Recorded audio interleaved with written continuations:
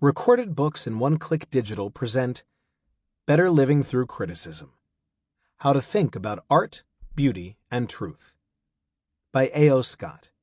Narrated by Jonathan Todd Ross.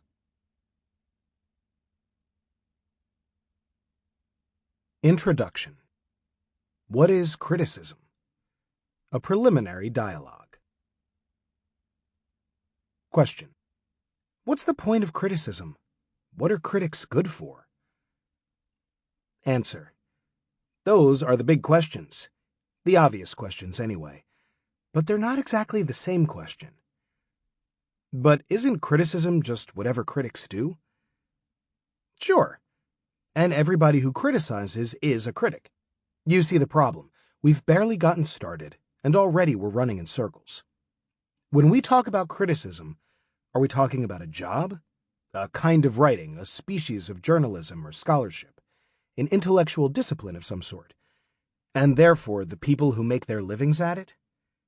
Or are we talking about a less specialized undertaking, something like playing cards or cooking or riding a bicycle, something anyone can learn to do? Or maybe even a more elementary, more reflexive activity, like dreaming or breathing or crying?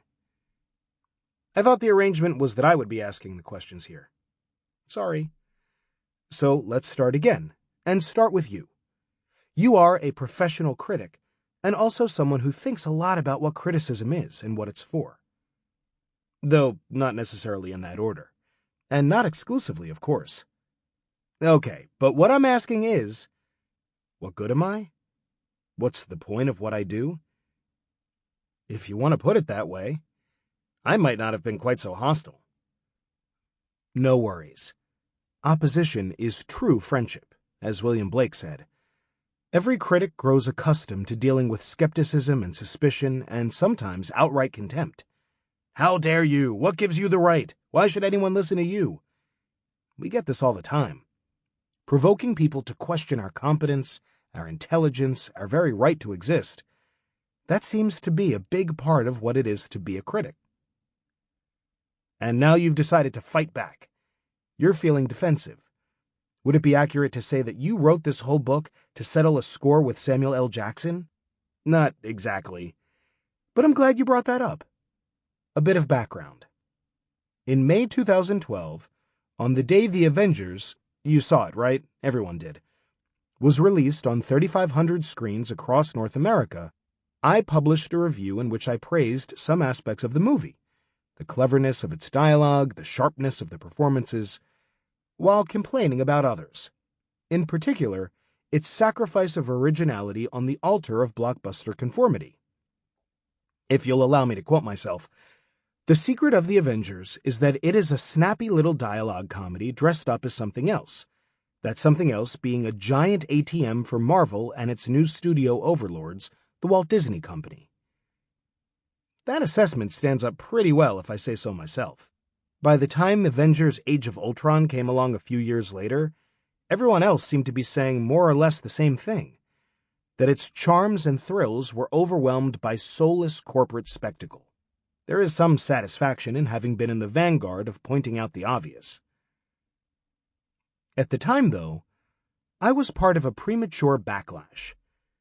Not long after my review was posted on the New York Times website, Jackson, who plays Nick Fury in the movie and in other Marvel Universe franchise installments, posted a Twitter message exhorting #Avengers fans that A.O. Scott needs a new job. Let's help him find one he can actually do.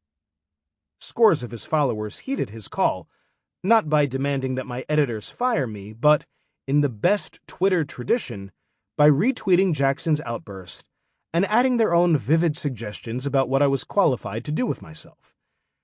The more coherent tweets expressed familiar, you might even say canonical, anti-critical sentiments, that I had no capacity for joy, that I wanted to ruin everyone else's fun, that I was a hater, a square, and a snob, even, and this was kind of a new one, that the nerdy kid in middle school who everybody picked on because he didn't like comic books had grown up to be me. In my day, some of the nerdy kids everybody picked on were the ones who did like comic books. But I guess things have changed now that the Sample complete. Ready to continue?